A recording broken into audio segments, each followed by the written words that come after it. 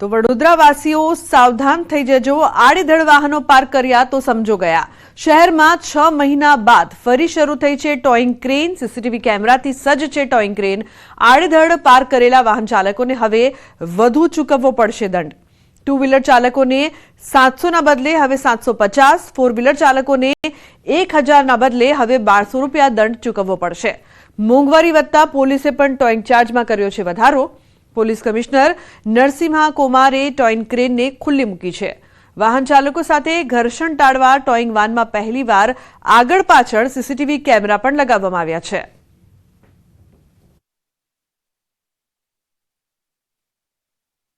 Towing ચાર્જમાં minor correction આપણે કરી છે। 2020ના જાહેરનામાથી 50 થી 100 રૂપિયા આપણે કેટલાક એક્ટિવિટી માટે આપણે વધારી છે। પેટ્રોલિયમ પ્રાઇસીસમાં વધારો, ઇન્ફ્લેશન અને લેબર ચાર્જીસમાં ધ્યાન રાખીને આપણે માઇનર કરેક્શન કરી છે। પરંતુ આ એટલું જ છે જે કોસ્ટ ઓફ ટોઈંગ છે, જે દંડનું કોમ્પોનન્ટ છે, આ તો ₹500 રૂપિયા આ યથાવત છે। તો કોઈ નોંધપાત્ર ફેરફારો કરવામાં આવી નથી। જો તમે વડોદરા શહેરના નાગરિક છો તો રસ્તા પર આડેધડ વાહન પાર્ક કરતા પહેલાં ચેતજો, કારણ કે આજથી વડોદરા શહેરમાં જે ક્રેન છે તે શરૂ થઈ ગઈ છે। અને ક્રેનની વાત કરીએ તો છેલ્લા 6 મહિનાથી આ જે ક્રેનની સર્વિસ છે તે બંધ હતી। એના કારણે વાહન ચાલકો રસ્તા પર પોતાનું વાહન જે છે તે આડેધડ પાર્ક કરી દેતા હતા, પરંતુ 6 મહિના બાદ જે છે આ ક્રેન છે શરૂ થઈ ગઈ છે। રવિવારથી જ તમને વડોદરા શહેરના રસ્તા પર આ ટ્રાફિક પોલીસની આ જે ક્રેન છે તે ફરતી જોવા મળશે। અહીંયા નવાઈની વાત એ છે કે મોંઘવારીનો માર સામાન્ય જનતાને તો નડી જ રહ્યો છે, પરંતુ હવે ટ્રાફિક પોલીસ જે છે તેને પણ મોંઘવારીનો માર જે છે તે નડી રહ્યો છે। ટ્રાફિક પોલીસનું કહેવું છે અને પરિપત્રમાં પણ જાહેર કરેલું છે કે પેટ્રોલના ભાવમાં સતત વધારો થઈ રહ્યો છે। એના કારણે આ જે દંડની રકમ છે તેમાં પણ વધારો જે છે તે કરવામાં આવે છે। ટુ વ્હીલર ચાલકોની વાત કરીએ તો અગાઉ ટુ વ્હીલર ચાલકો જ્યારે તેમનું વાહન ટોઈંગ કરવામાં આવે ત્યારે 700 રૂપિયા દંડ ભરતા હતા, પરંતુ હવે જો પકડાશે વાહન તો 750 રૂપિયા જે છે તે ભરવા પડશે। એ જ રીતે ફોર વ્હીલર ચાલકો અત્યાર સુધી 1000 રૂપિયા દંડ જે છે તે નો પાર્કિંગમાં વાહન પાર્ક કરવા બદલ ભરતા હતા, પરંતુ હવે આજે ફોર વ્હીલર ચાલકો છે તેમની પાસેથી 1000 રૂપિયાના બદલે 1200 રૂપિયા જે છે તે વસૂલવામાં આવશે। અને મેં કીધું એ પ્રમાણે કે 6 મહિનાથી વડોદરા શહેરના નાગરિકો રસ્તા પર ગમે ત્યાં પોતાનું વાહન પાર્ક કરી શકતા હતા, પરંતુ રવિવારથી જ વડોદરા શહેરમાં આ જે ક્રેન છે તે ફરતી થઈ જશે।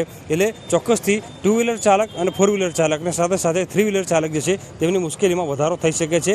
હાર્દિક દીક્ષિત, ન્યૂઝ 18 ગુજરાતી, વડોદરા। સતત બદલાતા હવામાનના કારણે કેરીના પાકને માઠી અસર પડી છે। નવસારી જિલ્લો બાગાયતી પાકનું નંદનવન ગણવામાં આવે છે। કેરી અને ચીકુ આ વિસ્તારના ઘરેણા સમાન ફળપાક છે, પરંતુ આ વખતે કેરી રસિયાઓને કેરીનો સ્વાદ ચાખવા માટે હજી 1 મહિનો રાહ જોવી પડે તેવી સ્થિતિનું નિર્માણ થયું છે। હજુ આંબા પર કેરી અપરિપક્વ છે, જેના કારણે ખેડૂતો થોડી રાહ જોઈ રહ્યા છે। 25 એપ્રિલ બાદ એપીએમસીમાં કેરીની આવક શરૂ થાય તેવી સંભાવના હાલ જોવામાં આવી રહી છે। ગત વર્ષ કરતાં આ વખતે કેરીની આવક ઘટવાનું અનુમાન છે। કેરી ઓછી આવશે તો તેની સીધી અસર ભાવ પર પડશે, એટલે ગ્રાહકોને આ વખતે કેરીનો સ્વાદ ચાખવો મોંઘો પડશે।